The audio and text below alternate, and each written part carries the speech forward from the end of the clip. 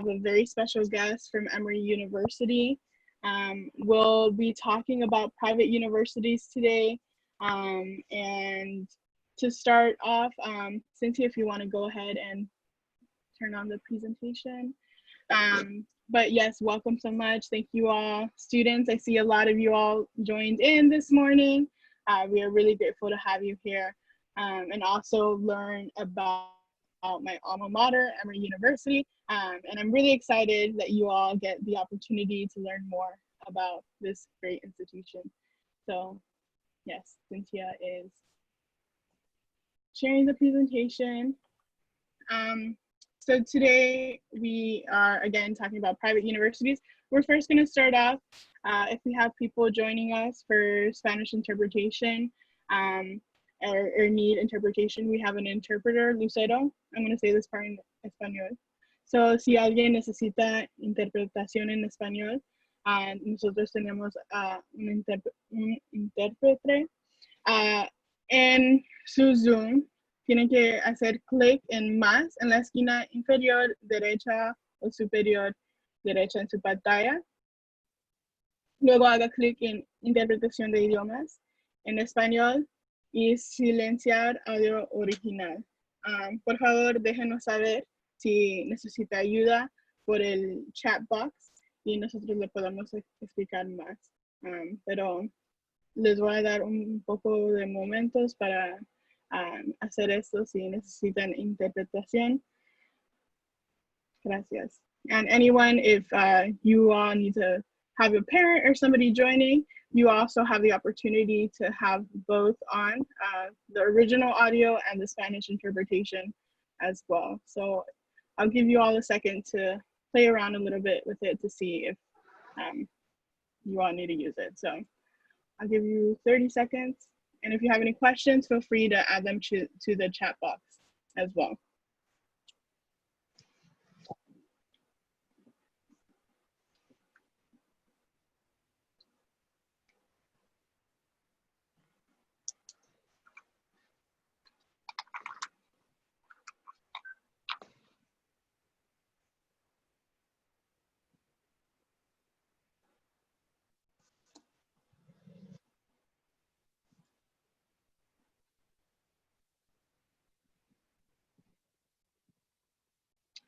Okay, so we'll move forward and you can go on to the next slide, Cynthia. If anyone has any questions, needs help or assistance, please let us know. So thank you once again for being here. I'm going to start off giving a brief overview about Unidos Now and talk a little bit about what we have shared in the past community workshops. Again, this is a part of a series of community workshops, and so we're really grateful for you all to be here today. And so what is Unidos Now? Unidos Now is an organization based in Manatee and Sarasota counties here in Florida, and our mission is to elevate the quality of life of the Latino Hispanic community through education, integration, and civic engagement. And we do that through a variety of programs, having Unidos Now clubs at high schools in Manatee and Sarasota County, our year-long Future Leaders Academy that just started this summer. And so it's been a great opportunity for students to learn all about college and career readiness. We have programs for elementary school girls, middle school students, FAFSA workshops, and a parent leadership program. And throughout coronavirus, we've also been helping assist families in our community with different types of assistance. And so, yeah, you can reach out to us if those things are related to you, if you want to learn more information about that as well. Next slide. So in the previous community workshops, we talked about all about technical colleges, all about community colleges, and then public universities. We had representatives from Manatee Technical College, State College of Florida, and the University of South Florida come and attend and let us know some of the great resources and opportunities to continue education at each of these institutions. Next slide. And so just for a brief overview, what are technical colleges? So locally we have Manatee Technical College. Suncoast Technical College. These two colleges are opportunities for students to continue their education after high school, stay locally, and graduate with a certificate or some type of degree that will help them go directly into a career.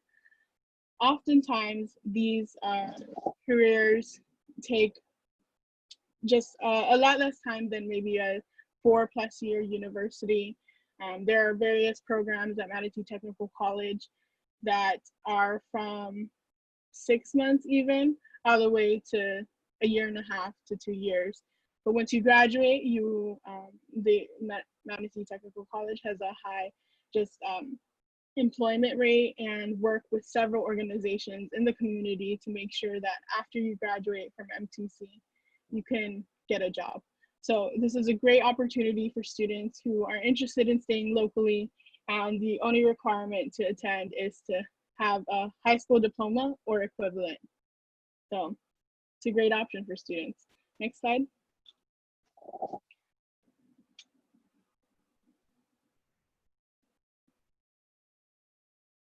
And I'm also remembering to slow down because we have interpretation happening right now. And I'm gonna let Will remember to slow down as well. This is a self-check as well. So we also have community colleges here as an option. So a community college that we have locally is the State College of Florida. And this is a place where students can begin their education, but also have a terminal education as well. So 2 degrees we talked about was the Associates of Science degree and the Associates of Arts degree. Associates of Science is similar to a technical college degree wherein students can begin their career right after receiving that degree.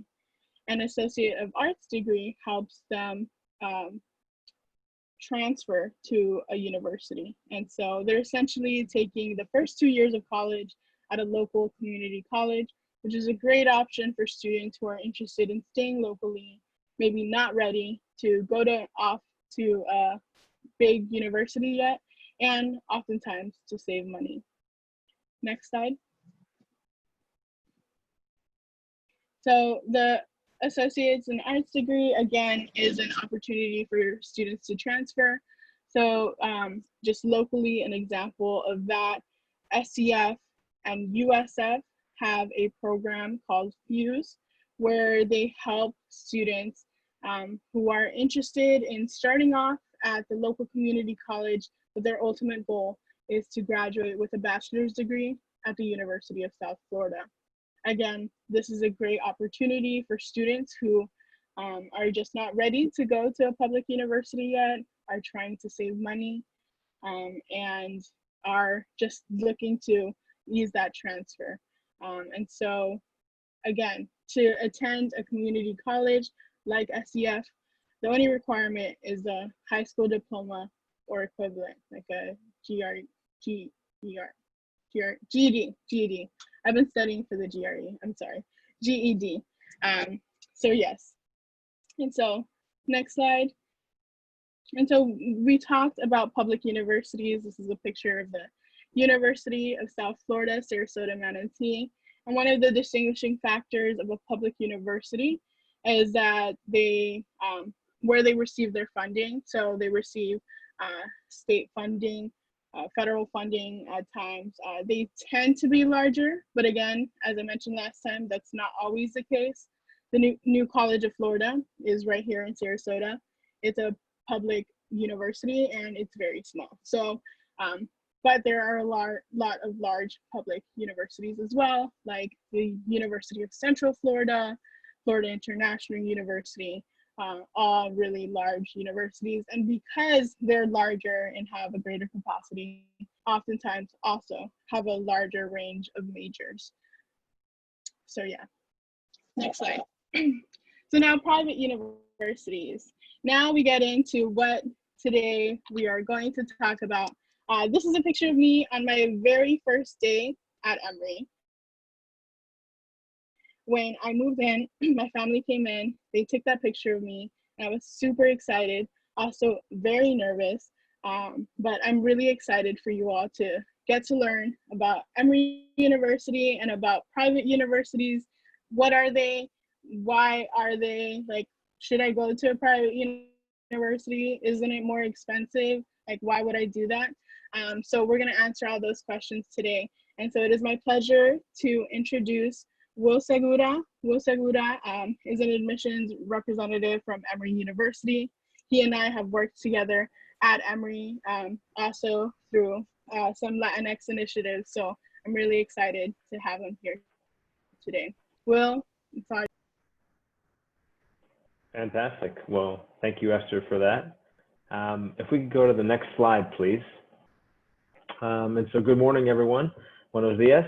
My name is Will Segura. I'm Associate Dean of Admission in the Office of Undergraduate Admission at Emory University. And I've been in the Office of Admission for over 8 years. And so just a little bit about me, just so you know, a little bit about me. I currently oversee all of the applications for Emory for the southeastern part of the United States. So I chair that committee. And so you all being in Florida, I will, if you choose to apply to Emory, I'll be able to see your application and kind of be able to provide feedback for our team on what we're supposed to be looking for. So I'm excited to be a part of that conversation with you all today and tell you how that process works. I work with all of our athletes on campus. If you're an incoming student and you want to play sports at Emory, I work with our coaches and student athletes in that admission process. And then something that's near and dear to my heart, that's something that new that I've taken on at Emory, is that I oversee all of our community engagement in Atlanta. It's making sure that we're serving low-income, underrepresented, first-generation students in Atlanta as well. So we're really excited about that. I'm originally from Long Island, New York, and my family is from Colombia, as in South America, from Medellin and Bogota. So, I can speak Spanish and have all those great conversations with you all as well. I'm a first-gen college student. I'm a first-gen U.S. student. So proud to really be that kind of a person and represent Emory proud in that way. And I'm also a recent alum of Emory. I just recently finished my master's degree at Emory. So I was really proud of that because my journey to college was untraditional. And I originally started in a 2-year school, and then I moved to a 4-year school. And then I went to get my graduate degree many, many years later. So if I can do it, anybody can do it. So I'm excited to talk to you about that today as well. So as Esther mentioned, I'm going to talk about private colleges today, but I really thought that it would make sense to talk about all types of colleges the best I could, and then focus in on the private component as well. And then I'll also try my best to also sprinkle in Emory information too. And before I do that, I just want to tell you all how excited I am about the work that you guys are doing at Unidos Now. I saw the Future Leaders Academy. I see the clubs you're doing in the high schools and the work that you're doing in the community and with the families. And I have to tell you that that work is so incredibly important. And when I was in high school, I didn't know that these things even existed, and it could have made my trajectory so much easier. It took me 7 years to finish my undergraduate degree. 7. Usually that's 4 years, but I was fortunate to have great people around me, and the stuff that you all do at Unidos Now is clearly what that kind of work that's needed is. So thank you all for that, and thank you for having me today. And so let's go to the next slide, please. And so just to give you a sense, if you guys can go to the next slide, you'll talk a little bit about the agenda today, just to give you kind of an overview of what we're going to talk about today. I really want to make sure we understand the different types of colleges that are available, and Esther's already given us a really strong preview of that, and from what I understand, you've had these sessions already, so I'll just briefly touch on them, and then we'll dive into private schools. And then I also want to talk about post-secondary options for you and kind of the academic factors that you should be thinking about as you're finishing high school and moving on to this next stage in your career. So next slide, please. Perfect. And so let's talk a little bit about the types of post-secondary options and post-secondary schools that are out there. And so as you can see in the slide in front of you, there is liberal arts colleges, right? There's research universities, there's public schools, there's private schools, there's vocational, career and technical schools, and there's community colleges. So this is really just meant to be a brief overview because I know you all have already seen a lot of this information, but just quick description. Liberal arts college, traditionally speaking, emphasizes on the undergraduate educational experience. They'll typically have classes and subject areas in arts and humanities and the sciences. Again, that's just kind of broadly speaking. Research institutions, again, will typically have a focus on research, hence the name, a research institution. They're going to offer a wide variety of academic programs and professional programs too. And typically they're going to have professors in a specific area doing research in a focused area on campus. And so, for example, at Emory, we have a professor that we love to talk about named Barry Brosi. And Professor Brosi loves focusing on the study of bees. And a lot of his research in environmental science and in our science department is focused on the study of bees. And so that would be an example of some of the research that's done at research universities. As you also see, there's public schools as well. And as was mentioned earlier, those are typically funded through the public, through the government, things like taxes and things of that nature. And they usually have an in-state or out-of-state tuition model. As Esther mentioned, they can be small, they can also be large. And so she used the example of UCF and USF as kind of larger examples. And then they usually have higher admit rates, at least when we're talking about in-state students, and so your acceptance rate into the school. We've also got private schools as well, and so that's what we're going to talk about today. Typically, the cost for a private school is the same whether you go in or out of state. I think that's an important question because we get that a lot. People will say, well, I live out of state or in state. How does that impact the price? The price is the same, typically speaking, if you're in or out of state for the private schools. They're not typically funded by the government. They're independently funded. Okay, so that matters because they're not paid for by public tax dollars, which means the university can create their own criteria for how they're going to admit students, what kind of policies and procedures are important to them, and kind of the rules and regulations of the day-to-day are really governed by the school, not by the state as they would with a public school. So that's important to know.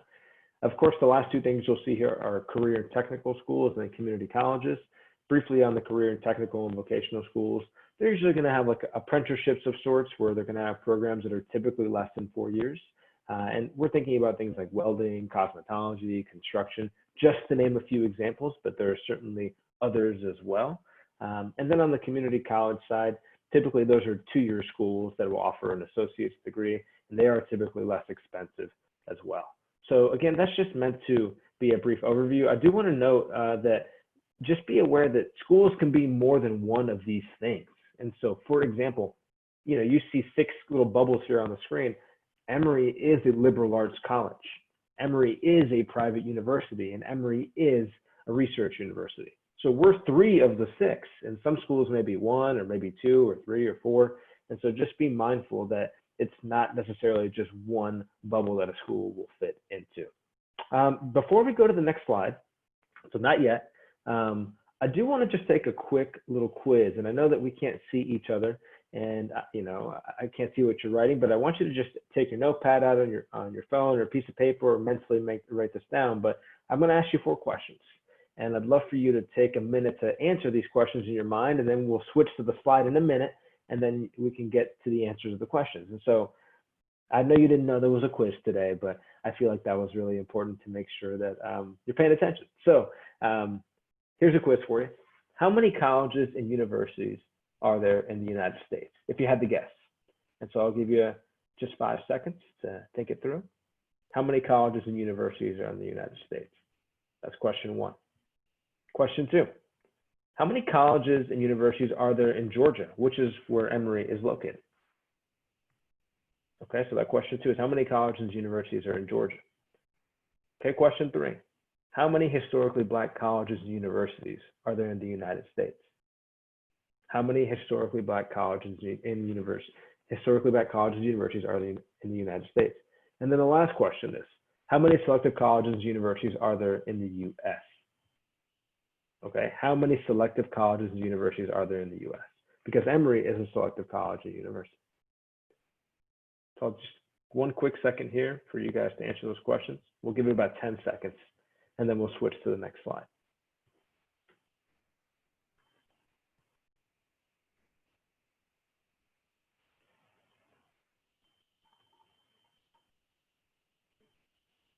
Okay, let's go ahead and move on to the next slide. Perfect. So the answer to the quiz, if you were following along at home, how many colleges and universities are there in the United States? 4,138 colleges in the U.S. Those are a lot of fantastic options out there. And so just being mindful as you go through this process that you should know there's a lot of opportunities out there. How many colleges are there in the state of Georgia?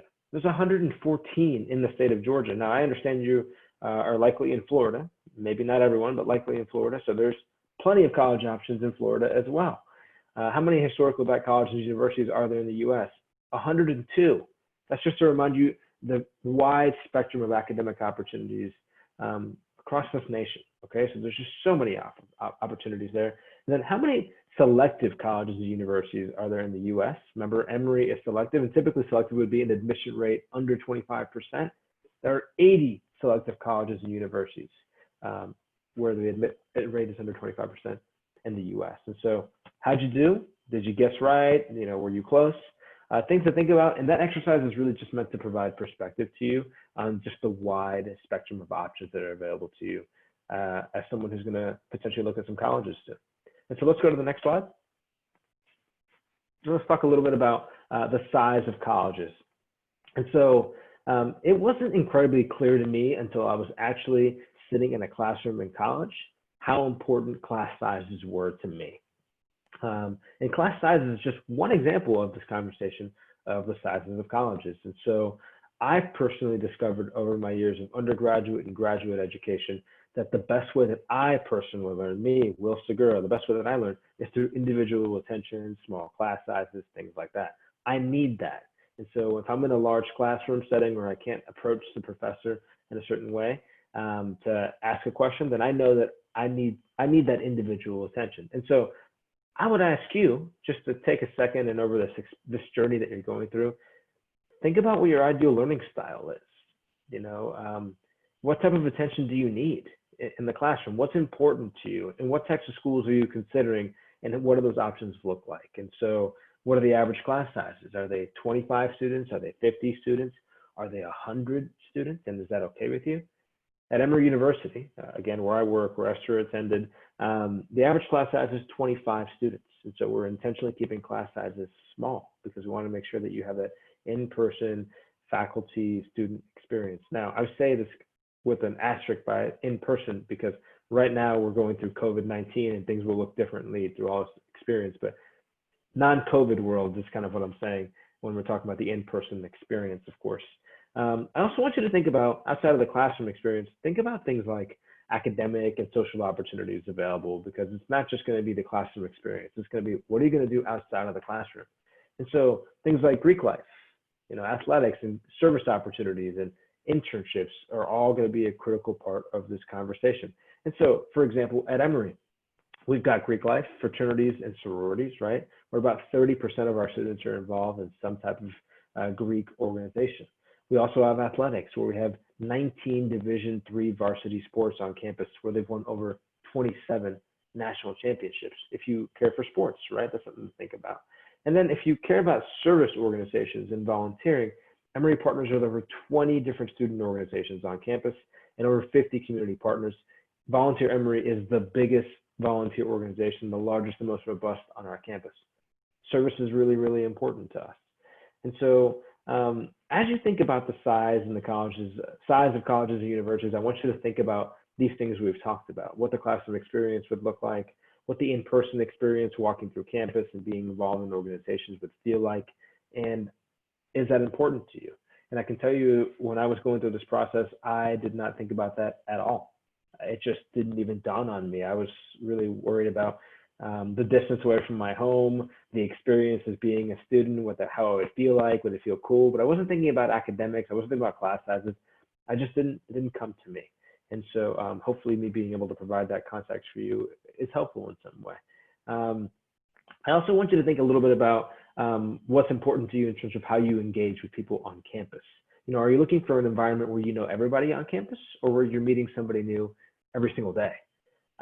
That's important to know. And at Emory, we're a small to medium-sized institution. And so we serve about 8,000 undergraduate students across our 4 colleges at Emory, which are Emory, Oxford, Gwiswold Business School, and the School of Nursing. So it's about 8,000 undergraduate students. We would call that small to medium-sized. And we've got about 1,400 incoming first-year students every year at Emory College, and about 550 at Oxford College. So again, small to medium-sized in an incoming class. And then we've got graduate students as well, which usually make up about 7,000 students on campus. All in all, about 15,000 total students at Emory with undergrad and grad in our 4 colleges at the undergraduate level. So think about what you want that experience to look like. If you're going to a large state school, is that what you like? Do you love that? Are you excited about that? Are you concerned about that? There's not a right or wrong option here. There truly isn't. But it is about what is the best fit for you.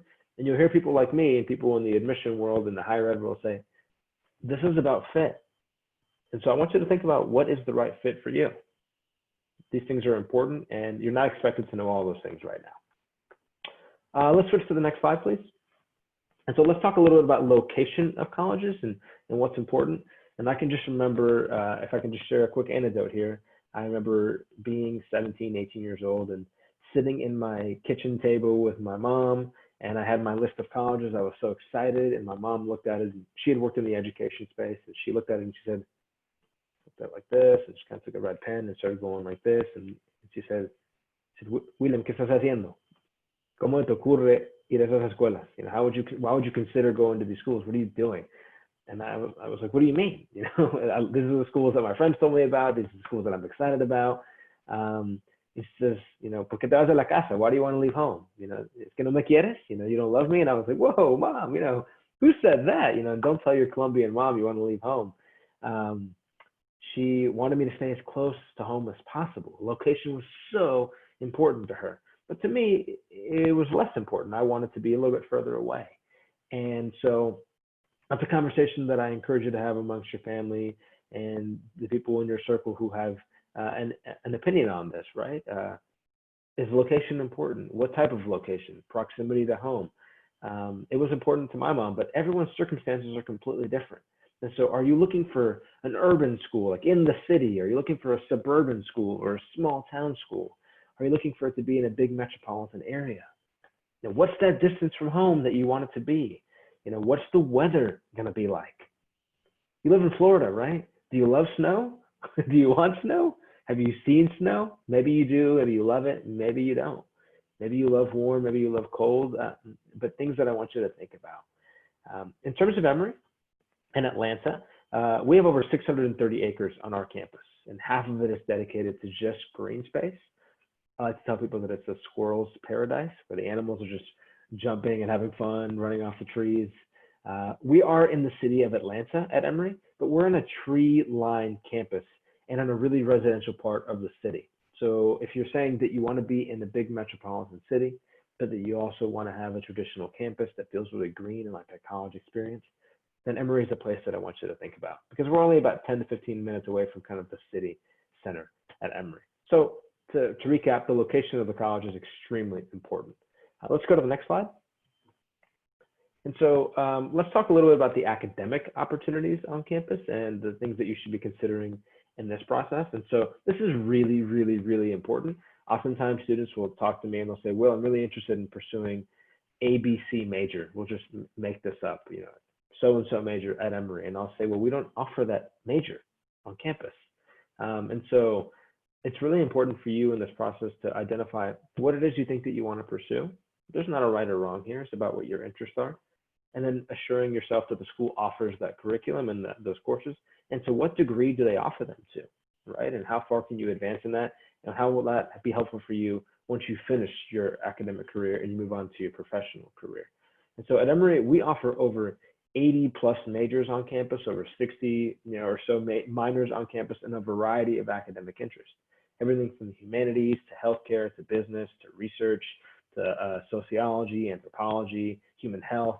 I mean, I could go on for at least 30 minutes on that, but I won't, right? So there's a lot to choose from at Emory.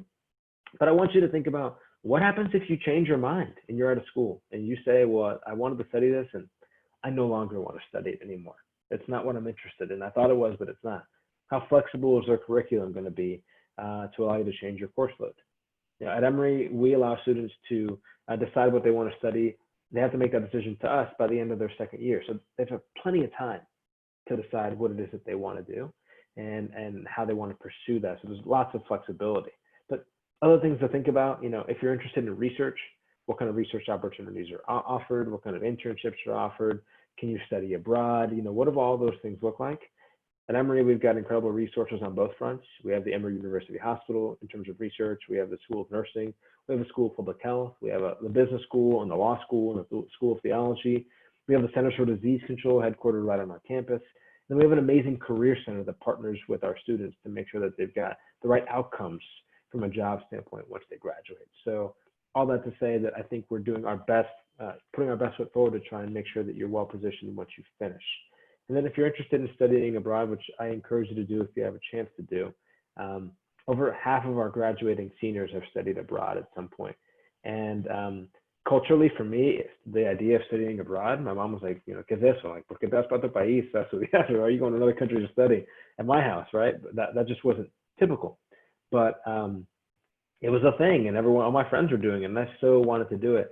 And as an undergrad, I couldn't do it. I couldn't afford it. Didn't have a chance to do it where I attended my undergrad, which was not Emory.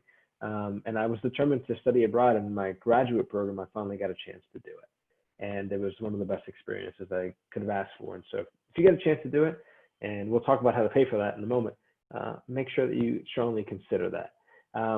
The other thing that I'll mention just really quickly in terms of core requirements, general education requirements, is do your research on what is required for you to graduate from that school. So what kind of academic requirements are there? That's important. And how flexible are they? This goes back to the curriculum and what classes you can take and things like that. At Emory, we have what's called the general education requirements, the GERs. And so those are 10 different academic areas that you have to fulfill before you graduate from Emory. And so as an example, it might be things in math and quantitative reasoning, where you have to take a class in that area. And there's a list of courses you can take in that math and quantitative reasoning that you need to fulfill before you can graduate. Or it might be in the humanities or in personal health or in science, okay? So, or a writing requirement. And so there's a variety of different things to think about, but it's just really, really, really important that you do your research on these things before you take that next step forward. And I'm confident that with the Unidos Now and the resources you have there, that that's not an issue, but just be very, very intentional about that as you move forward in this kind of college search. So next slide, please. Another thing that I want to make sure you consider is the support system that is available for you on campus. I understand that many of you are incredibly bright, incredibly motivated, but at a lot of the schools you're going to be going to, a lot of the students that are there are also incredibly bright and incredibly motivated. And for me personally, I can tell you, as I step into a room with other people who are equally as bright, as intelligent, and hardworking as me, it can be uncomfortable when everyone else around you understands everything going on in the classroom. And I'm sitting here going, why don't I understand this problem, this math problem, or this science problem? And how do I ask for help? I don't want to look like I'm not intelligent. And it's tough. Those are tough conversations. Those are real emotions, right, that really happen. And so you want to know what's available on campus. And so let's talk a little bit about, the tutoring services, right? The teaching assistants, the mental, physical, and emotional health resources available on campus, academic advising, all of those things, incredibly important to make sure that they're available to support you. And so schools that you're looking for, I want you to ask yourself, do they offer these things? And if so, to what degree? It's something that's really important to us at Emory. And so at Emory, from a tutoring standpoint, we have something called ePass, which is our tutoring services for students where they can come and really work with other tutors on campus to help them navigate classes that they're taking. In terms of things like teaching assistants, which are not necessarily the faculty teaching the class, but resources for our professors, usually 10% of our classes are taught by teaching assistants or TAs on our campus, which is something that you should look into and be aware of just so you understand what the way that courses are designed at schools. And then this next one's a big one, mental health and physical and emotional health. That is so important, especially during this time of COVID-19. There's so much anxiety, so much stress. With everything going on in the world, we want to make sure that you are feeling well equipped in this academic journey as well. And so at Emory, we've got a program called CAPS, which stands for Counseling and Psychological Services, where students can go and seek counseling and work through some of their workshops that they offer for students. And there's also 24-hour text and hotline support if students have questions as well. And so just being mindful of things that I didn't even think about as a senior in high school. It wasn't on my radar screen. I was just worried about getting into college and I would figure the rest out. But these are real things that I want you to think about. And then from an academic advising standpoint, what are students doing? What are schools doing to offer you the right type of advising? And so at Emory, every student is advised a pre-major kind of faculty advisor. So a faculty member on campus will be your advisor before you decide what you want to study, because remember, you have 2 years to figure that out. And then once you've kind of figured that out, then you're going to be assigned an actual faculty member in that area of interest to really help you, guide you in this conversation. So that's kind of a little bit about the support systems and the things that are important to us. So let's go to the next slide. I'm going to take a quick sip of water here. We're going to talk about our admission process. And so what I want to do for the next probably 10 minutes is give you a sense of how we review our applications at Emory, right? What's important to us in this review process. And then I'm going to talk about financial aid, scholarships, and things like that. And then it sounds like we might be moving on to Q&A and things like that, but I want to give you a sense of how we review applications at Emory, what's important to us. And so there are really 6 areas that we focus on, and you can kind of see them here on the screen through these bubbles that are represented, that we focus on. And they are going to be the curriculum, the kind of classes you're taking, grade point average, test scores, letters of recommendations, essays, extracurricular activities. All of those things are important to us. And I just want to give you a brief and quick overview on this, because I know there's other things that you guys are going to talk about today. And so at Emory, when we're looking at your application, we're looking at what kind of classes are you taking in your high school? And are they the most rigorous or in the most rigorous categories of what's available at your school? That could be an honors curriculum, that could be an advanced placement curriculum, that could be an IB, which is International Baccalaureate curriculum. So just being mindful that you're challenging yourself in the context of your school, right? We want to see that. We'll look at your grades, see how you're doing in the classroom. Are you performing well? Are you getting stronger? Are you getting weaker academically? What's happening? Is it something to do with your schedule? We want to see those trends, and so making sure you're performing well academically is important to us. We'll also look at test scores, which, by the way, for the upcoming academic year, Emory is test optional. And so just be mindful of that. I'm happy to provide a link to the Unidos Now team if you want more information on that. But being mindful of test scores, right? If you choose to take them, how did you do? Which exam did you take? At Emory, we super score the SAT and the ACT, so you can submit either exam you'd like. And we're welcome to review those if you choose to submit them for this academic year. And then we'll look on the non-quantitative side of things like essays, extracurriculars, and letters of recommendations. And so, you know, essays is a big one, right? We want to hear your voice, and it's a question of, well, what does your voice sound like? You know, for a lot of our students that are really trying to tell us about what's going on in their life, they share stories of their family and their background and their upbringing and why they think the way they think and the things they've experienced. And any opportunity we can get to understand you and you can share a little glimpse of what's going on in your life, I think is helpful. Because remember, we know what you send us. That's it. We're not taking additional time to look at all these different resources on the internet. We're not Googling you unless we've got an incredible amount of time, which we usually don't. What you send us in the application is what we're seeing. And so this is your time for you to tell us a little bit about you. And so thinking about how that comes across in terms of your essays and your voice is important to us. And on our admission student blog on our website, which I can also send to the Unidos Now team, we show examples of some great essays and examples of things that we really enjoyed as a sample for you as you go through this journey. I would also encourage you to stay active in engagement, so outside of the classroom. And so examples of being involved in Unidos Now, right? In the clubs through the high school and in the community, that's huge. We want to hear about that. And however else you are engaged or the clubs or activities that you're involved in school, I want you to talk about that. Of course, us understanding that you can't do everything the way that you did before coronavirus and COVID-19. Now things are a little different, but being as engaged as much as you can, fully understanding that we know that everyone's got different resources and time constraints and things like that. And then the last thing we're going to ask for is letters of recommendations.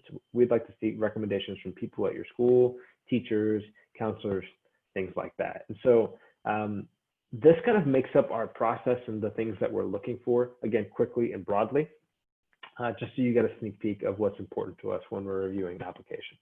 And so let's go to the next slide. And so this one's important to us. I want to make sure we talk about financial aid. Esther had mentioned when we first got started, you know, privates versus publics and kind of what some of the differences are. And if you look at cost of attendance in institutions, if you look at the cost of attendance at Emory, it's $75,000 annually. And I wish I could see the expression on your face right now, because typically it's something like this, right? And the first thing I would say to you is that that's it. I get that reaction, right? But the reality is that places like Emory are committed to making sure that they're incredibly affordable. And so you should know at Emory, we meet 100% of demonstrated need for all of our admitted domestic students. And by the way, that also includes undocumented students as well. And so what does it mean to meet 100% of demonstrated need? That means that you're going to apply for financial aid at Emory, and we're going to do everything we can to meet 100% of your need.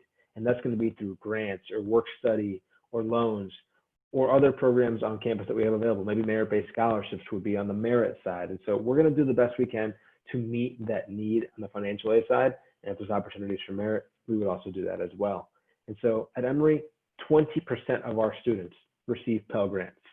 And once you start filling out the financial aid forms, the FAFSA, you'll see that Pell Grants, students who receive Pell Grants traditionally fall in one of the lower socioeconomic brackets for the US. And so that means they're receiving even more financial aid than the standard financial aid package. At Emory, we're proud to say that 20% of our students are on Pell Grants, or they're eligible to receive them. And so we're proud of that, because we're committing to make sure that our students are receiving strong financial aid. Because over 56% of our students on campus, our undergraduates, are receiving need-based financial aid. And so you see that cost of attendance. And for me, coming to a place like Emory, which I did go to Emory as a graduate student, was actually less expensive than going to my undergraduate experience at a state school. And people will say, well, ¿cómo es posible? How is this possible that your state school is more expensive, or Emory is less expensive? And that's not always the case, but in this particular case, my family, when I was applying to college as an undergrad, was very low income. Food stamps, Medicare, Medicaid, all the government assistance programs, we did not have a lot of resources. And places like Emory are committed to making sure that we provide strong financial aid for all of our students. And again, including undocumented students as well. And so we're also a Questbridge school. And if you have any curiosity about what Questbridge is, they're a national program that identifies high achieving, low income students and brings them to places like Emory. And so we work really, really, really, really hard to make sure that Emory is an affordable place. And so as you're thinking about private schools, making sure you're being aware that they have very strong financial aid resources, and consider that in the conversation, please, before you dismiss it or move on. And the last thing I'll mention on financial aid, of course, we offer merit-based scholarships as well. There's an application deadline for that, which is November 15th for students who want merit-based scholarships. And so those are scholarships based on your grades. And so there's something to consider too. And then what you see on the screen here is something called My Intuition. And My Intuition is an organization that we partner with, where students can find out how much they can expect to receive from Emory in a need-based financial aid way, right? Like Emory University money kind of way, in a matter of minutes. Like we're talking 10 to 15 minutes. You can go on your phone, get it right out, start typing in the information, and they'll give you a sense of what you can expect to receive. And so while we're here today, I'd encourage you to try it. It's less cumbersome than a lot of the financial aid documents that have been used in the past, and it's really meant to make the user experience much more friendly. So Esther, that's what I have in terms of our conversation today. I'm sure there are questions, and I'd love to answer them. So I will stop talking, and I so appreciate you all listening. Thank you so much, Will. This information is really incredible, and thank you so much for sharing your experiences. For people who are interested in asking a question, just go ahead and do it in the chat box so everyone else can see the question that is being asked as well. Make sure that you are addressing it to all panelists and all attendees. But we do have a question in the Q&A currently. So can you please repeat what test scores you look at? So what is the range of the test scores? Yeah, so we look at both the SAT and the ACT. Either one is just fine. And as of this year, and as of a handful of days ago, weeks ago, we now super score the SAT and the ACT. Okay, so either exam you want to take is fine. We have no preference on which exam you choose to take. In terms of our ranges of scores, I'm usually not incredibly vocal about sharing that, but it's public information. And the reason for that is because you should know that it's not just about test scores. And so if you had looked at my test scores, you'd say, well, how did Will go to Emory? And why, I don't focus on the test component of it. Of course, we look at them. Of course, it's important. But how you do in the classroom, what your letters of recommendations are going to say, what kind of classes you're taking. Those things have tremendous value, tremendous value.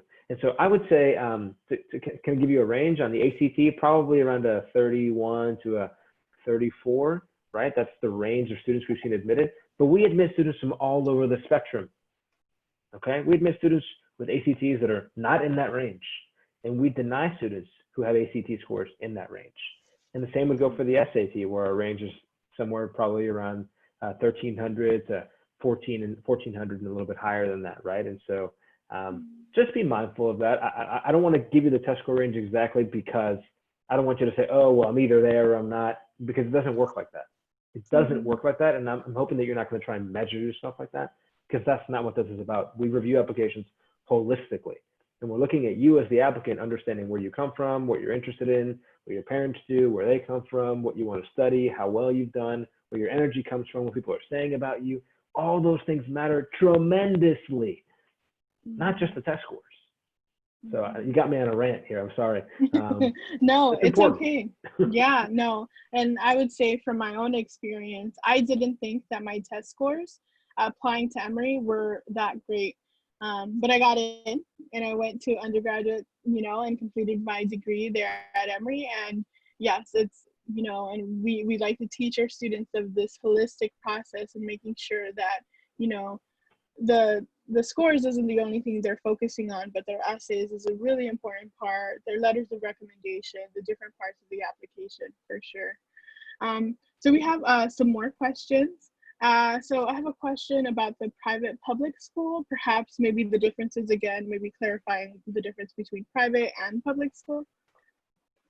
Yeah, so broadly speaking, the private schools are not funded by the government. They may get some kind of benefits around there, but they're not funded by the government or the taxpayers, right? So it's independently funded. And in terms of the way that they can govern themselves, they govern themselves as they see fit, typically speaking. Whereas at a public school, they're typically funded by the taxpayers, by you and I, right? And so the taxpayers have a vote in how the schools are run and their admission rates and the cost of in-state versus out-of-state. Where at private schools, those are decided by the schools, right?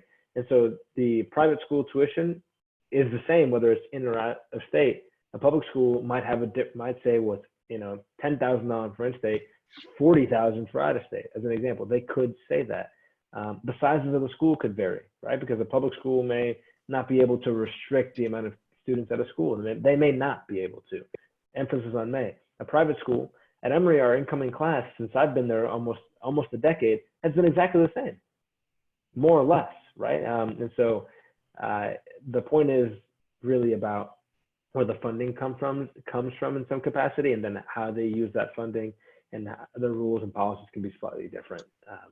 I guess is a broad way to answer that question. Thank you. You're welcome. Does Emory use the Common Application? It's a good question, and I didn't touch on that. Emory uses 3 different applications that you can choose from. Either one, any of those 3 are fine. There's no preference. We do use the Common Application. We also use the Coalition application, and we also use the QuestBridge application. And so the Common Application is kind of a standard common application, right? And then the QuestBridge application, as we talked about, is for students who are interested in going to the QuestBridge National Match Program. And that's serving specific communities. And you can learn more about that on the QuestBridge website. And then the Coalition application is an application that's also serving specific communities, and you can learn more about that on the Coalition application if you think that that's the right fit for you. And so we welcome your application through any of those methods. There's no preference. Thank you. Thank you so much, Will. Now, the next question is it hard to get into the private school? Well, is it hard to get into a private school? The answer is it depends on the school, right? And so, if is the school looking to admit students from a certain part of the country or the region? What is their acceptance rate? What are your qualifications? And so there are private schools that have admission rates. I mean, remember, I'm not saying we don't need to go back to the slide. Remember, we talked about the slide saying during the pop quiz, how many selective institutions are out there under 25% acceptance rate? And the answer was 80. Well, Emory, so the answer is Emory is a highly selective school, and we're a private school. And so I would say, yes, it's selective and challenging to get into Emory because we're highly selective. But there are private schools that are not highly selective. And being highly selective doesn't mean we're amazing or not amazing, but it is the fact that we are highly selective. And so I think the question I would bring back to you and ask you to think about is, what type of private school are you looking at? Are you looking at a highly selective private school? Are you looking at a non-selective private school? And to be clear, again, there is not a right or wrong here. It can be selective, it cannot be selective. It's a-okay. The level of selectivity of a school doesn't make it cooler or better. Maybe in your eyes it does, but it doesn't make it better. It's just a factor of numbers. Absolutely. There are different types of colleges. It's about best fit, what works for the student, for sure. You were talking about different statistics with your small quiz. So Ariam is asking, how many private colleges and universities are in the US? And you wouldn't know Florida, but do you know private colleges specifically? You stumped me on that one.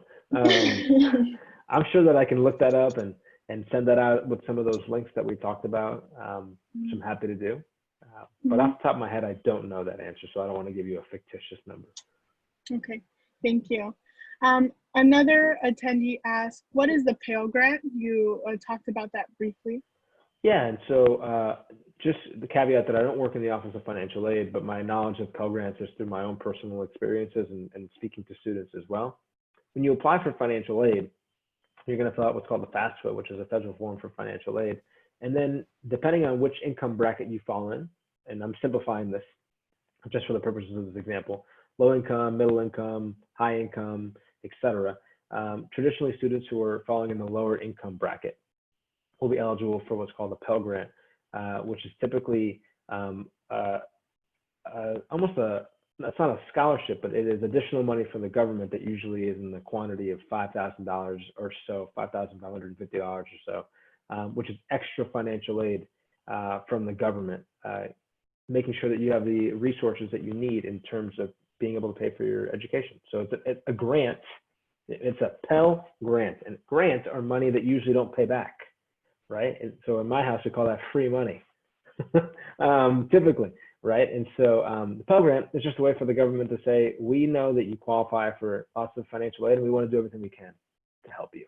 And so at Emory, we have 20% of our students who are Pell Grant eligible, which is to say that we're working very hard to make sure that the students at Emory and the distribution of the diversification of our campus is really well thought out, and that we're working hard to make sure that Emory is not serving just one type of student.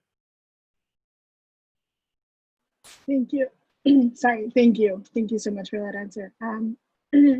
Now, I also have a couple of questions as well. Can you briefly, I think you were talking about this earlier, but is Emory going test optional this year? That's right. And so for this upcoming academic year, we made an announcement just earlier this week that we are going to be test optional. And so what that means is that if you're in a position where you can't submit an exam for whatever reason, then that's okay. Awesome, thank you. Can you tell us about maybe some fly-in programs or some opportunities for specifically first generation and or low income students? I know Emory has some. So yeah, of course. And so know that obviously with everything related to COVID, things are changing. But I'm going to speak to the programs pre-COVID, and I know things are evolving, but these programs are still established and available at Emory. They may just show themselves a little differently this year. And so we have a program called CORE, Cultural Overnight Recruitment Experience Program. It's a program that was started back in 2014 by me, actually. And it's for high school seniors who are interested in coming to Emory, and it's typically low income, first gen, underrepresented, low socioeconomic students from all kinds of backgrounds in the US. And so students apply to the program, and if they're admitted, then they are brought to campus, and they usually have a 3-day experience on campus where they're staying overnight, working with current students, going to class and things like that. And that usually happens in the fall. And in the spring, we have a program called Essence of Emory. Essence of Emory is a program for our admitted students. And the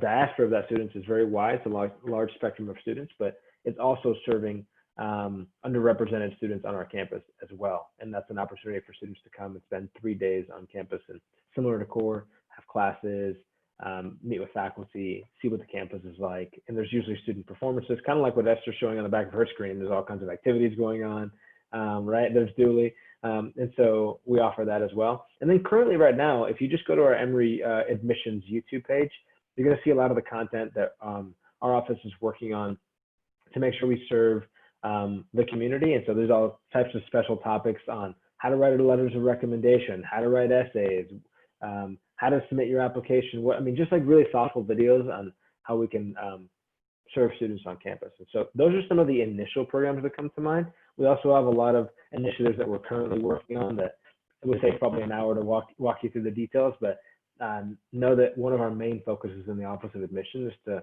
really serve everyone in the community. And that just looks very different because Emory is not look like one type of person, which is why we're here today, right? To make sure that that is publicly said and that everybody knows that and that the doors are wide open for anybody who thinks this might be the right fit. Thank you. I have some questions that the students are sending me to read aloud for you.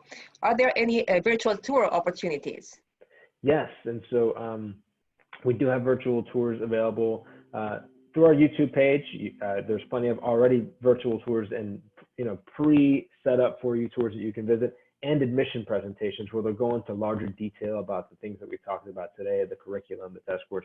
All of it is newly curated content that we've created in the past probably 6 weeks, and so all of it is incredibly up to date. It's fresh. It's not going to be something from 2012, and you'll get to watch that and get a sense of what campus is like. And I'll give you my information after we're done today. And so if there's anything that you want to reach out to me specifically about, or you're like, hey, where's the link to that tour? Or where's this information? Just send me an email and I'll be happy to help out however I can. Great, thank you. Yeah. Another question, another student wants to know, do students live on campus all 4 years? Yeah, so again, pre-COVID, right, before coronavirus, about 66% of our students who live on campus, we'll call it about 2/3 or so, live on campus all 4 years. Students are required to live on campus for the first 2 years. And after that, students have the opportunity to live off campus. And so they certainly can choose to do so, or they can live off campus, but it is a residential experience.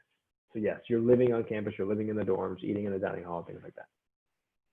Great. And in your experience, what's the best part of that? And what's the most challenging part of that? When you said the best part of that, do you mean the best part of living on campus or the best part of Emory? No, living on campus. Well, for me, so I did not go to Emory undergrad and I did not live in the dorms. So I did not have that experience, but I always wanted to have that, what felt like the college experience, being able to wake up and be in a dormitory with people who are different from you and kind of learning and growing from each other.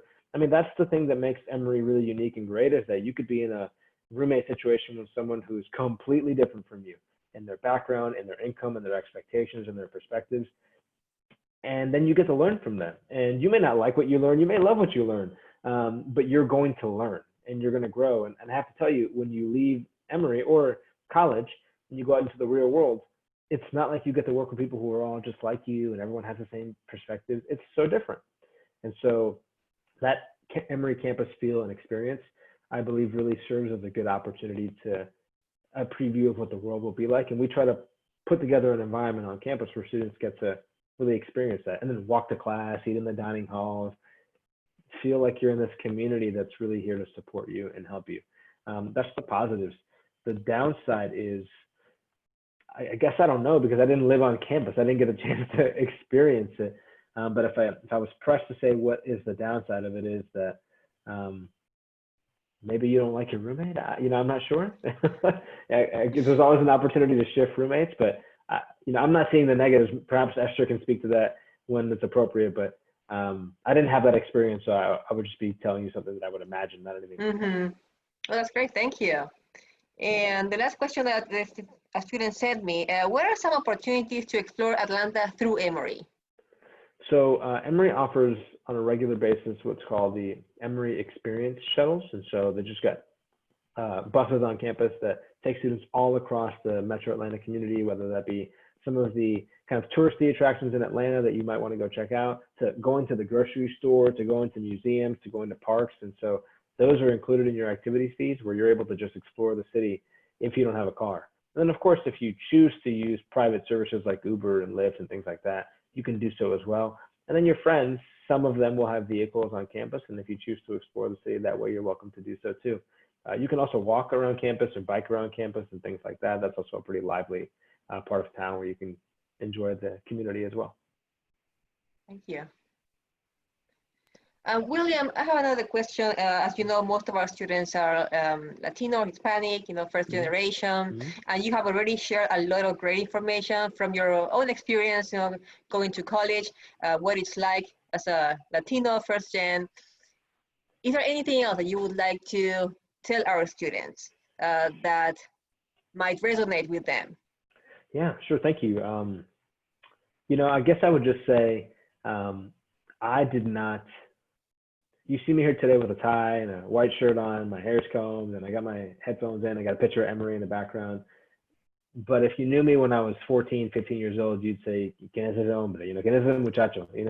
You'd be like, I grew up in a low income, first gen, my father died when I was a kid. We didn't have the resources. I didn't know what college was. I filled out my own financial aid forms. Again, it took me 7 years to go to college. I started at a 2-year school. I worked my way through all of college by myself and figured it out.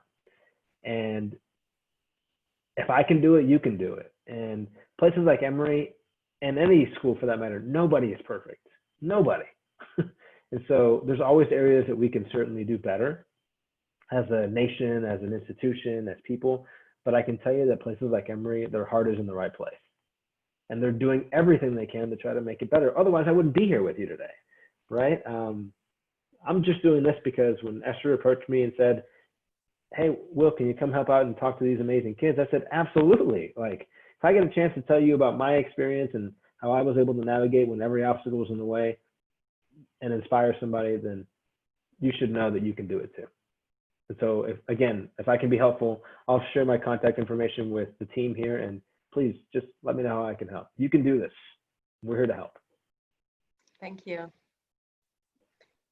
Esther? Yeah, thank you so much, Will. Honestly, we really appreciate your candor and just like sharing everything that you have with the students.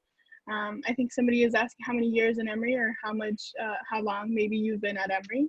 Yeah, I've been at Emory for 8 years, going on 9, and that includes working and being a student. So the past 2 years I was working and a student, and prior to that I was just working at Emory. Well, thank you so much. Well, honestly, thank you for being with us this Saturday morning and sharing all this incredible information. It was really important to me that when we were highlighting private universities that we talk about Emory, because I had a really incredible experience being a student at Emory. It isn't perfect. I was always challenging the institution, but I was also very grateful for the opportunities and the resources that they had. You were sharing about, the psychological services, the different resources that they had that I had never had access to before I went to Emory, and they were very helpful and crucial for my well-being during my time as a first-generation college student coming from this area where we are, where a lot of the people joining us are from. And like you said, Will, if you could do it, if I could do it, we can all do it, right? And our paths might look different, where we end up going might be different, but we can always dream big and, succeed for sure. So thank you so much, Will, for joining. I see that you added your contact information as well, your email. They can reach out. Yes, please. Students can reach out. Reach out, email me. We can schedule a Zoom call if you need to, if you have questions. It's all good. Yes. Well, thank you so much, Will, for being here. You're welcome. Feel free to head out if you have to go. I'll continue in the workshop. And if we have any other pressing questions, I'll reach out to you as well. But, great. Yeah, thank you, Esther. Thank you, Cynthia. Thank you, Thank everyone. you, Esther. Thank you, William. Have a wonderful weekend. All right. Take care, everybody. Bye. Yes, thank you so much to Will. I think we've all learned a lot about Emory. I hope you all are considering going to Emory or applying at least. I know someone was asking earlier about living on campus. I lived on campus all 4 years, and I had a really great experience. For me, it was just easier because there's a shuttle system, and it just made it more convenient. It was kind of expensive, and some people chose to live off campus because it was cheaper. So those are all things that you consider. But your first 2 years, you don't really have a choice in that. You have to live on campus. So after your second year, you really have an opportunity to think about what's best for you financially and socially, and make those decisions. So that's not something you have to worry about going in on campus. And Emory is a private school. It's a private university. It's located in Atlanta, Georgia. I say the best city in the world. It's such a great city. It's so historic, so many amazing and incredible opportunities. So I hope you all learned something really great regarding Emory today. I'm gonna move forward and continue on with the presentation. I'm gonna be going into a little bit more detail about just how like the different types of universities.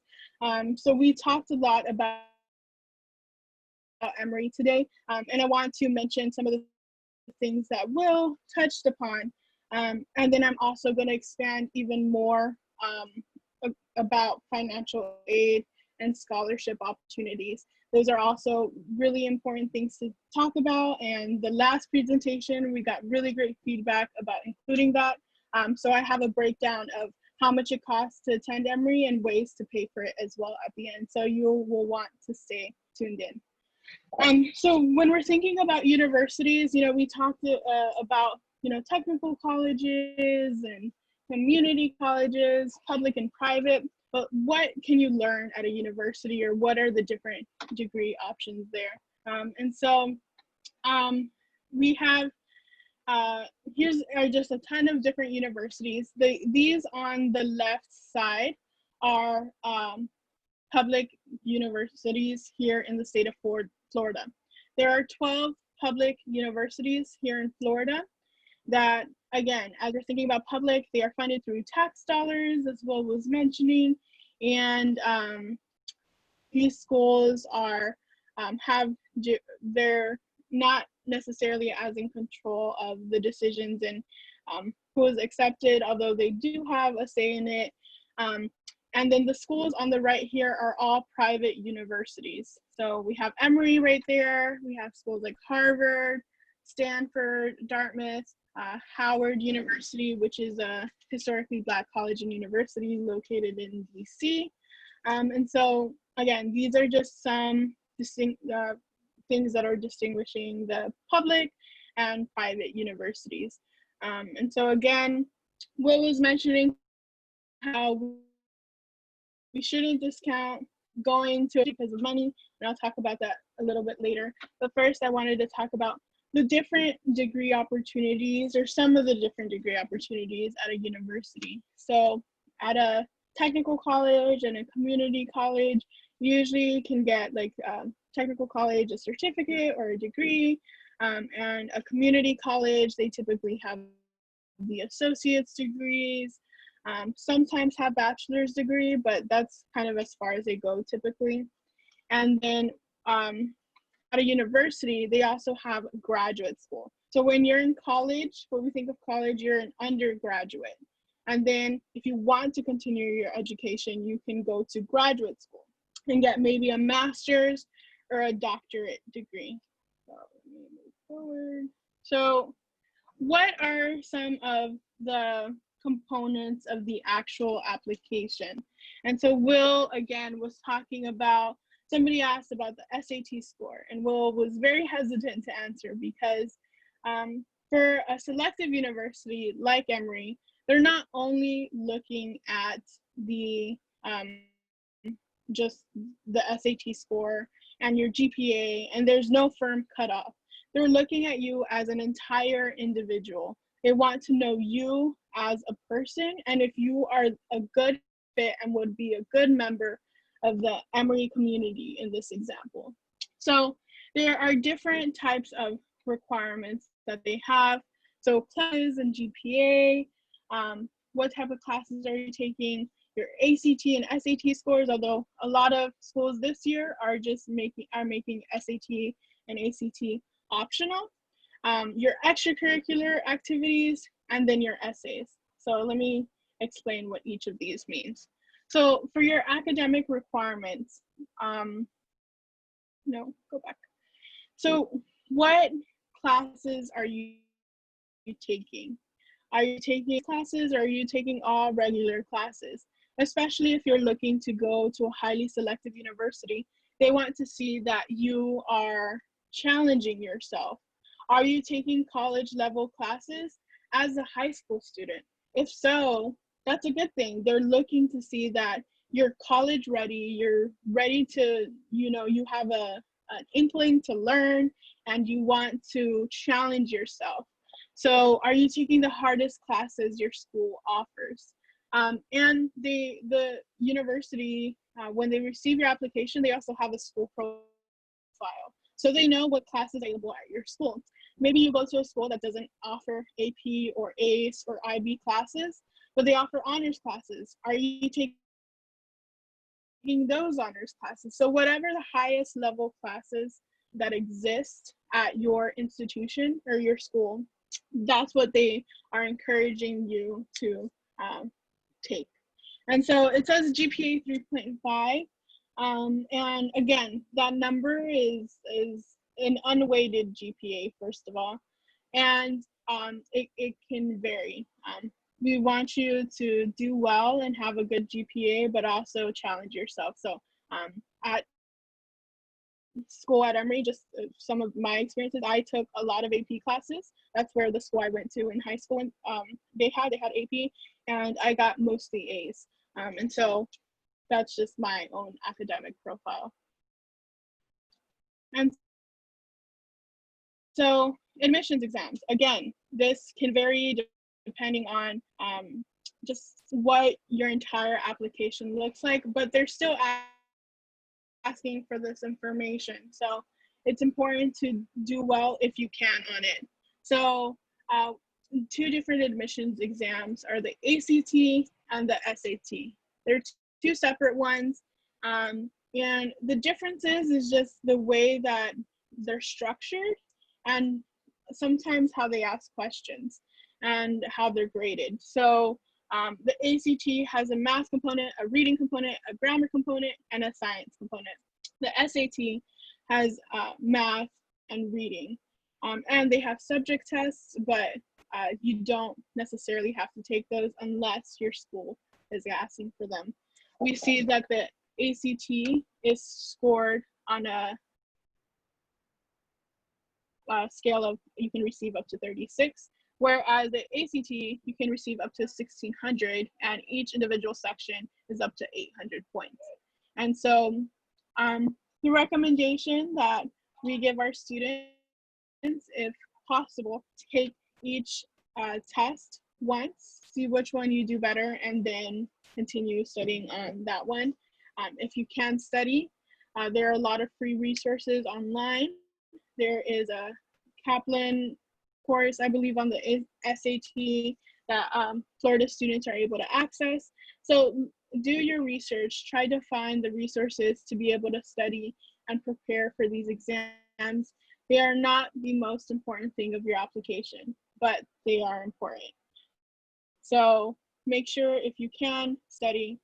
But if you don't do super well, and if you look online, even at Emory, I'm pretty sure the statistics are there of where the student scores are, and there's usually a range. If you don't fall within that range, don't be discouraged. Again, they're looking at your entire just application, and so the scores are just one part. So then next are extracurricular activities. So extracurricular activities are the things that you do in addition to school. So for example, are you involved in after school clubs or sports? Those are things that you do in addition to school. universities, especially highly selective universities, are looking to see what else you bring to the table. If you come to Emory, are you going to just be a student and then not do anything? Or are you going to get involved and contribute to what it means to be an Emory student, for example? And so they want to see that as a high school student. Are you doing more than just what is expected of you? And this can also include working. If you have a job to help and support your family or to offset costs, that's an extracurricular activity. Do you take care of a sibling or a family member? That is also, you know, an extracurricular activity that shows to these universities that you are spending your time to help and support your family, and you're learning responsibility and leadership skills as well. Another really important component is volunteering. So do you give back to your community? Do you support your community? Do you do things not just for yourself? They want to see that, you know, you care for more than just you. But also there are many places that require, or scholarships really, that require you have a certain amount of service hours, volunteer service hours, to be able to qualify or receive that scholarship. So it's important to give back, and also it's an important part of different types of applications. And then leadership experience. In these clubs, were you consistent with the club? Did you start off your first year of high school, and then by the time you were a junior, you ran for an officer position and you became a leader? Are you captain of your sports team? Do you lead your youth group? These are all leadership positions, and they're important to see. Like, again, these selective universities are looking for student leaders, people who want to make an impact in the world and are able to work with other people who are in for these universities. So there are also some additional requirements when applying to these different types of colleges. Essays, especially in many highly selective college applications, you're going to have to write an essay. And in these essays, they ask about who you are. This is the first time that you're not just listing things, but you're talking to the admissions board or whoever is reading your application, and showing who you are. And so your essay is really important in being able to show that the person that you are, and not just listing the things. An essay isn't supposed to be just writing out everything that you do. Your resume is there for that. There are other parts of your application that ask you to list those things. Your essay is for you to talk about who you are, share who you are, what's in this school is the best fit for you, why you want to go to that school, or why you want to go to college. And so it's important that you spend time on your essays. And if you can, get those edited and looked over by your peers, maybe an English teacher, maybe your college and career advisor if possible. But you want to spend a lot of time writing your essay. You don't want to submit in the first draft, the first time you write it. You want to revise it. We're getting a question here. So when you go to get an application, you have to write an essay. Not all schools require essays. It depends what type of school you're trying to go to. For technical and community colleges, the only requirement to get in is to have a high school diploma, and you have a small written application, but it's not very extensive. For public universities, not all of them require an essay unless maybe you're applying to the honors college or an additional scholarship. But for many private universities, essays are required. And so for Emory, they do have required essay. They might have even more than one. And they also have sometimes short responses. And so, for example, I applied to Emory through QuestBridge, which was one of the 3 that Will mentioned you could apply to. There was a long essay that I had to write about, and then there was a lot of shorter response questions that I also had to answer. And I spent a lot of time at those, and I got help from my sister, who was in college already at the time, to look over them and make sure that I was being able to say what I was trying to say. And so it depends what type of college you are trying to go to if you have to write an essay. Now, for recommendation letters, it's another important part of universities. Oftentimes you have to get a recommendation letter for a school from your school counselor. So it's important that you start to try to build a relationship with them. This school counselor is oftentimes overwhelmed because they have so many other students that they're also maybe writing a letter for or working with. And so for me, I started building a relationship with my school counselor since I was in 9th grade. I would visit her at least once a year when I was younger, or once a semester. I think that's the frequency I met with her. So by the time I was a senior, she knew what I was about, what I was doing, what I wanted, that I wanted to go to a selective university. And so when it came time to write that recommendation letter, she knew who I was. In the same way that you're gonna have to ask other teachers to write recommendation letters. Typically they're asking for people in core subjects like math, reading, or science, and history maybe. And so you want to build relationships with those teachers. If you do really well in a class, try to talk to the teacher and ask for extra reading, maybe not, if you have time for it. Or just, if you have a question, go after school and talk to the teacher, show that you want to know, that you're dedicated to learning, because these types of recommendation letters are about the teacher, are they able to show that you're a good student? And so ultimately, when you go to college, it's about you getting your education and being a student. So are you a good student? Are you a student that other professors would want to teach? And so these are really important components of the application. So, I'm gonna go into a little bit of financial aid, but or just like how much it costs. But we ask ourselves this question, like, how much does a education cost generally? But since we're talking about private universities today, like, how much does a private university education cost? And the short answer is oftentimes a lot. Emory, Will from Emory was talking about Emory costs about $75,000 a year to go. So that is a lot of money. How can we possibly afford to go to a private university? And that's what I thought too. That's what my family and I thought when we were younger. And then we learned that some of these really highly selective universities, even though they're private, or because they are private, they have a lot of money and can help students who don't have a lot of money. And so just on the screen are some examples of private universities. I don't know if anybody could tell where they are. This is Emory University. It's a beautiful campus.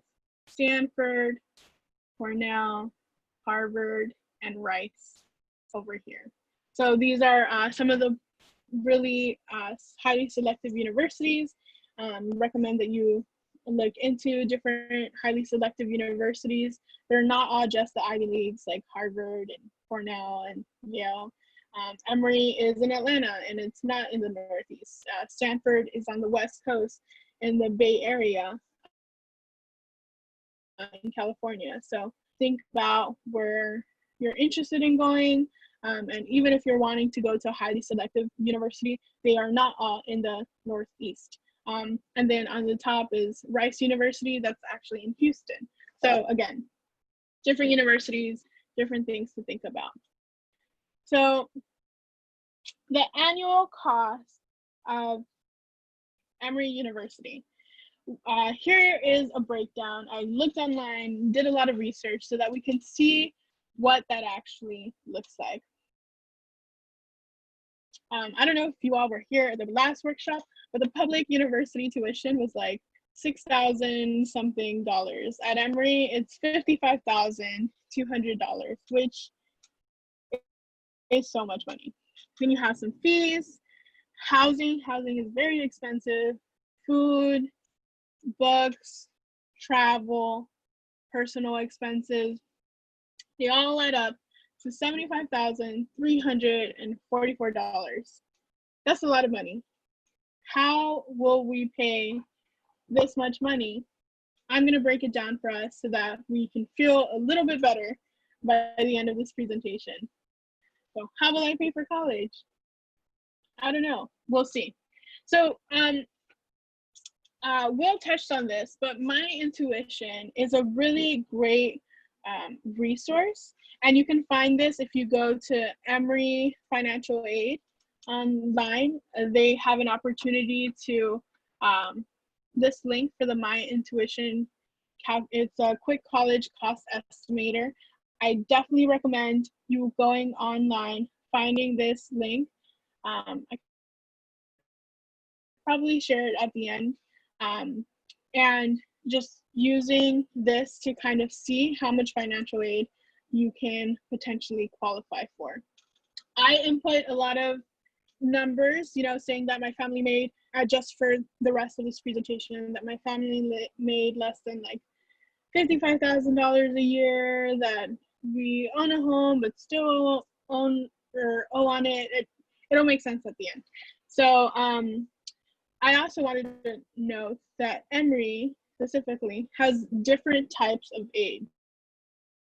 So they have grants, which, as Will was saying, grants, typically you do not have to pay those back, and at Emory you do not. If you receive the Emory College of Arts and Science grant, for example, like I did, that was just money that went directly to that cost. And it's at Emory is based on need. They have need-based financial aid. So how much money does your family make? How much can they afford to pay will equal how much money you ultimately receive. And so as a first year at Emory, I qualified for the Pell Grant. My parents didn't have a lot of money, so I received a lot of financial aid that came in through the Emory College of Arts and Science grant. There's also scholarships. There's Cynthia, thank you. She added the link there if you all are interested in looking into it. You can do that right now if you just pay attention as well. There's different scholarships that Emory has as well. Athletic scholarships, again, there are Division III sports at Emory. Will did not mention this, but there is no football at Emory. There's a joke that Emory's football team is undefeated because they've never actually played a match, but anyways, but they do have a lot of great athletics, Division III athletics, and are always winning national championships like all the time. It's really cool. They have some merit-based scholarships and identity-based scholarships as well, that you could potentially qualify for. They also do aid in the forms of loans. So loans are things that you have to pay back. They do have subsidized and unsubsidized loans, meaning that if it's subsidized, you have some more time to pay it, because the government kind of helps with the offsetting the fees and the costs, but you do have to pay those back. And then the other one is student employment. So work study is a part of the financial aid. I qualified for work study all 4 years, and so I had a job on campus, and that helped with like my personal expenses. So there was a personal expensive bullet point on the last slide of the Emory costs, and so because I had my own job, it wasn't as much as it said, and I would just pay for that myself. So what do you have to do to actually qualify for money? So through Emory, you have to apply for FAFSA or CSS profile, but that'll be on the next slide, if you want to qualify for financial aid. So again, FAFSA is important to fill out, not just to see whether you qualify for the Pell Grant, which is, again, direct money from the federal government, but many universities and scholarships look at your EFC, or expected family contribution, to be able to determine how much money you will receive in financial aid. So I apply to FAFSA every year, and I would, send that information to Emory, and that's how they calculated how much financial aid I would receive. From FAFSA and the Pell Grant, you can qualify for up to $6,195 a year. And so that already can offset many costs. You apply for FAFSA only your senior year of high school, or once your senior year in high school, and it opens on October 1st every year. We recommend students apply as soon as possible to qualify for the most money, and to also get it out of the way and not have to worry about your university receiving your information. Every year of college, you also have to reapply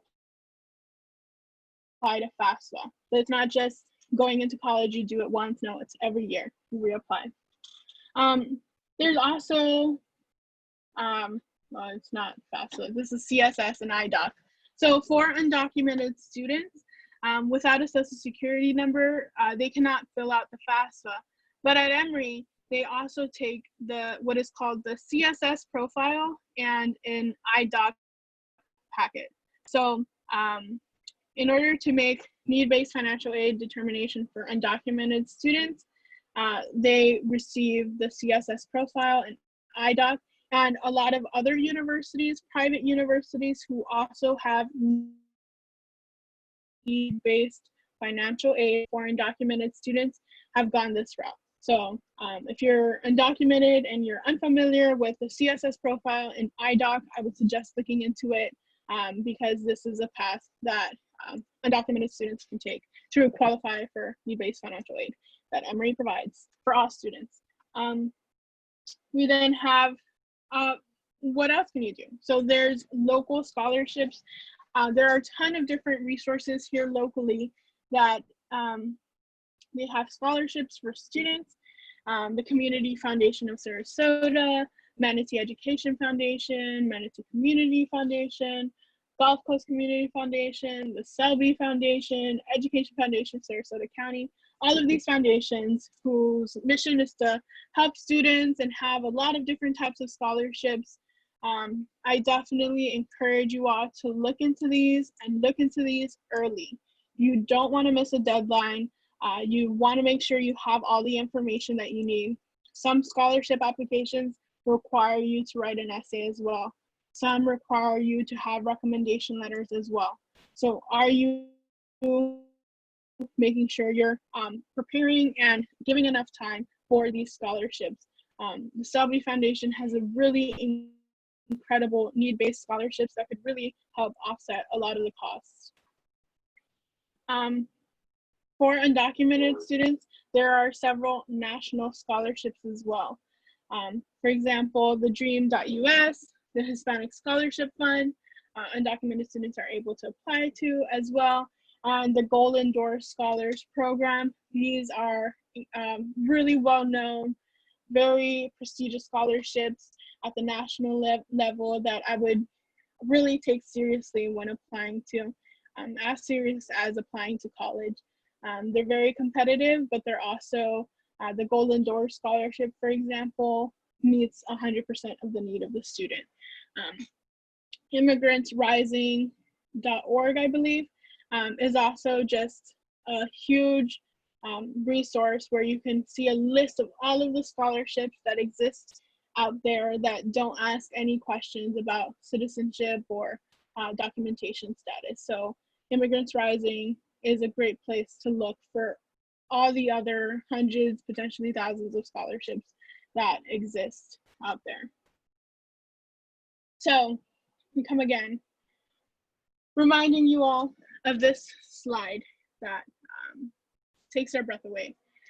It costs $75,000 to go to Emory, but due to Emory's need-based financial aid policy and due to the different scholarships and the Pell Grant and all of these things that you applied for, how much will we actually pay?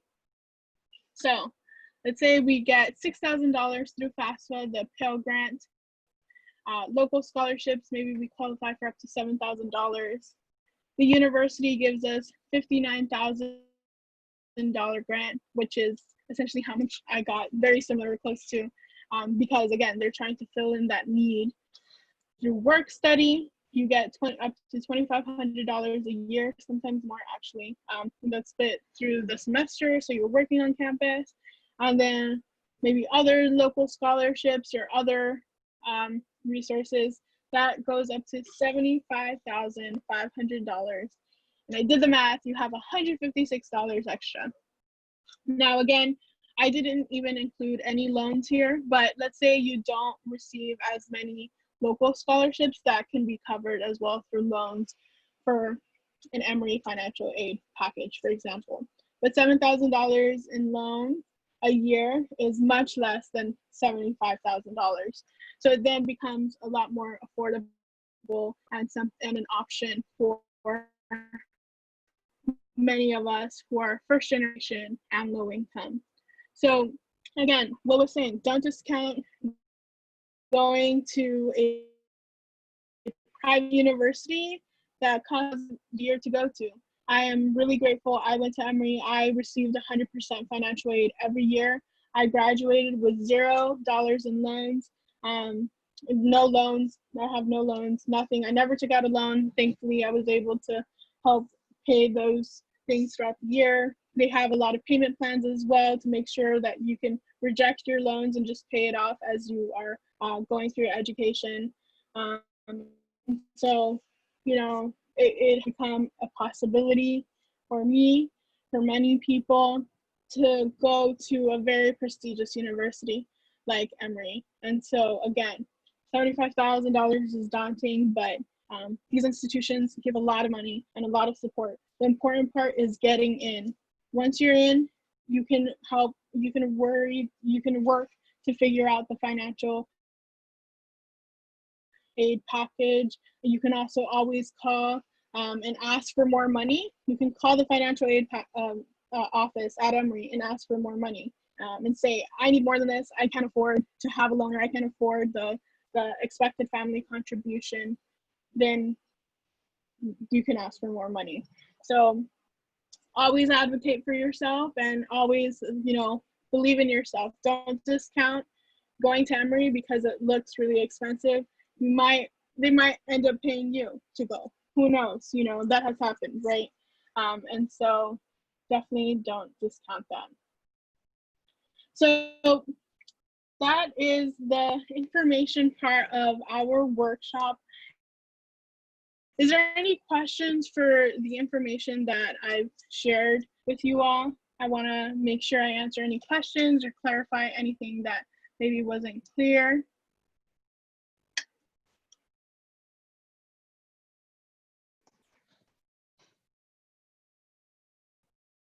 If there are no questions, we're going to continue on. I am asking you all if you can, before we move on, I have several announcements at the end, but before that, please fill out the survey, or at least start it off by opening the tab. I'm going to share it right now in the chat. Again, it's really important that you fill this out and let us know how we're doing so that we can, that didn't go to everyone, sorry. So that we can know how best to serve you all and help you all and see what type of information you found useful in this community workshop. This is, again, part of a series that we are working toward to help educate more people in our community and let them know some of the great information that exists out there and try to learn how to navigate the education system in this country. So if you can, I'll give you all a minute. I just sent the survey in the chat box, and yes, please fill it out.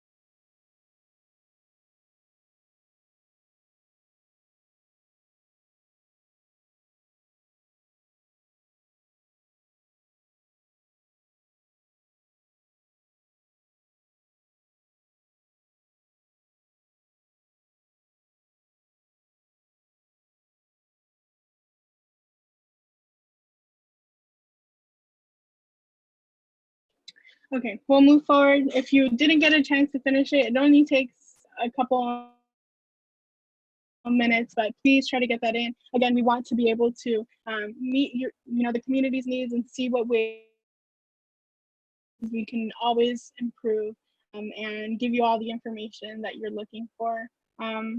Again, ways to get involved. I don't know why this is going one at a time. We have Unidos Now clubs. Right now it's over the summer, so they're not active right now, but in the fall, if you have students at any of these schools, Venice High School, we're still trying to bring a club there, but any other of these schools in Manatee and Sarasota County, you can always reach out to me to get contact information for the presidents of these clubs if you're interested in learning more and getting involved. Again, service, leadership, all of these things are an important part of the college application process. And getting involved in clubs are really important. And the Unidos Now Club is a really great club to continue learning about the college application process and sharing that with your broader community. So that's my little plug for clubs. If you all have any questions and want to get in contact with me, I am Esther Garcia, the coordinator of education initiatives. That is my email address. That is my work phone number. So you can text me, call me, email me. I will try to get back to you as soon as I can. And I'm here to help answer any questions regarding the community workshops, the clubs, FAFSA. I work with scholarships and documented students, but really regarding any question, and I can help connect you with someone else if that's needed as well. But I'm really grateful for everyone joining today. Again, if you have any questions, feel free to reach out to me and we can talk. Follow us on social media. We are constantly posting on Facebook and Instagram. Cynthia, I know, is posting all the time there as well, sharing some really great resources and information for our community, not only about college and career readiness, but especially now just resources in our community. If you're needing help for anything, we are posting about that, and there are ways to also receive some assistance there. So reach out to us, follow us, like us on Facebook, and we are here again to serve our community. And then lastly, I want to announce our last workshop in this series of workshops is how to pay for college. So every time I kind of address, paying for college, but this one we're having a special guest from University of South Florida come in, talk about FAFSA. What is FAFSA? I talked about it a lot, but like, what really is it? What are some ways to pay for college? What are the things that we need to prepare for and think about? So I definitely recommend you join us on July 25th at 10:30 a.m. Again, the same link, same way that we're doing it this way is how we'll continue moving forward with the community workshops. And so definitely join us. This information is really great, and don't keep it with yourself. Share this with other people. This is on Facebook Live, and so it will be archived on our Facebook. You can always watch it again on Facebook. You can tag other people there to watch it. Don't keep this information to yourself. Share it with others so that more people know and more people can just dream big and go to college. So are there any other questions? Any other last minute thoughts? I want to thank Lucero so much.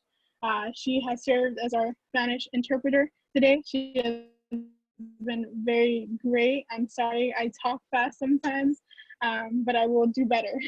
And so thank you for interpreting for us today, this morning. And thank you all so much for joining. Thank you, Will, once again for speaking about Emory. And I hope that Emory is now on your radar and that you're going to apply, maybe.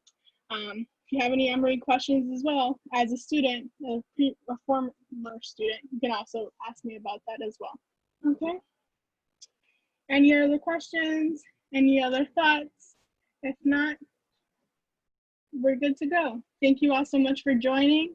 Have a great rest of your weekend. Get some rest and take care.